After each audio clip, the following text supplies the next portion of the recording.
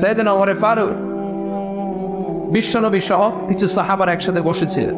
হঠাৎ খেয়াল করে খরগোশের মতো কান দুইটা খাড়া করে শোনেন, তাহলে বুঝতে পারবেন।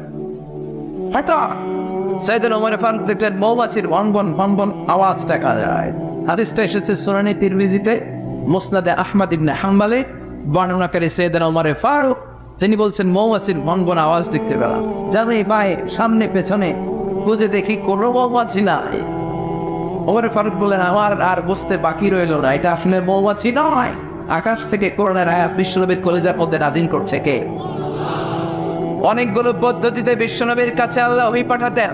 মিসলা সালসালাতিল জারাস, ঘন্টার ধ্বনির ন্যায় বুখারীর বর্ণনা। দপ্তরি যখন হাই স্কুলের ছুটির জন্য ঘন্টা বাজায় ধমধম আওয়াজ হয়, এই ধমধম বিকট আওয়াজের মতো বিশ্বনবীর কাছে কোরআন নাযিল করতো কে?